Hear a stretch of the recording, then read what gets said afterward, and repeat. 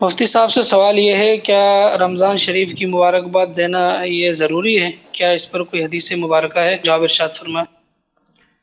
رمضان شریف کی مبارک باد دینا تو ایک اچھا عمل ہے، اور نبی پاک صلی اللہ علیہ وآلہ وسلم خود گویا کہ خوشخبری دیتے ہوئے اپنے اصحاب سے آپ نے جو خطبہ ارشاد فرمایا، اور اس میں رمضان شریف کے بارے میں کہا شہر مبارکن، کہ یہ برکتوں والا مبارک مہینہ یہ تمہارے پاس جو ہے وہ آ رہا ہے، اس کے روزے اللہ پاک نے فرض کیے ہیں، اور یہ وہ مہینہ ہے کہ جس کے اندر نفل کا ثواب فرائض کے برابر اور فرائض کا 70 گنا ثواب بڑھا دیا جاتا ہے، جنت کے دروازوں کو کھول دیا جاتا ہے، دوزخ کے دروازوں کو بند کیا جاتا ہے، شیطان کو قید کیا جاتا ہے۔ تو یعنی اس طرح کی کئی چیزیں آپ صلی اللہ علیہ وآلہ وسلم نے ایک طویل جو خطبہ ارشاد فرمایا، اور یہ تو آپ نے لوگوں کو بشارتیں عطا فرمائی،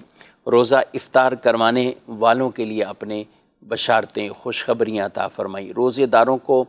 سیر کے ساتھ یعنی کھانا کھلانے کے حوالے سے بھی آپ نے ان پر بشارتیں عطا فرمائی ہیں۔ یعنی رمضان کہ جسے کہیں کہ اہتمام رمضان کے بارے میں لوگوں کو پوری وہ تفصیل اور ڈیٹیل ارشاد فرمانا، بشارت دینا، خوشخبری دینا، یہ تو آپ صلی اللہ علیہ وآلہ وسلم سے باقاعدہ یہ ثابت ہے۔ لیکن کچھ ہمارے زمانے میں اب آج سوشل میڈیا کا دور ہے، تو لوگ ان چیزوں کو پھیلاتے ہیں کہ بھئی رمضان کی اگر کوئی خوشخبری دیتا ہے تو حدیث میں آئے اس پر جنت لازم ہو جاتی، اور اس کو بھی حدیث سے وہ تعبیر کرتے ہیں اور حدیث کہہ کر اسے بیان کرتے ہیں۔ تو ایسی کوئی حدیث ہے وہ نظر سے نہیں گزری، اور ہمارے علماء یہی بیان کرتے ہیں کہ ایسی کوئی حدیث نہیں ہے کہ ہم رسول اللہ صلی اللہ علیہ وآلہ وسلم کی طرف ایسی بات کی نسبت کریں جس کی کوئی حقیقت ہی نہ ہو، کسی کتاب میں بھی اس کو نہ بیان کیا ہو، نہ علماء کا یہ طریقہ انداز رہا ہے۔ تو لہذا ایسی چیزوں کو یوں حدیث کہہ کر پھیلانا یہ تو جائز نہیں ہے، اور رسول اللہ صلی اللہ علیہ وآلہ وسلم کی خود یہ حدیث پاک ہے کہ جو شخص جان بوجھ کر مجھ پر جھوٹ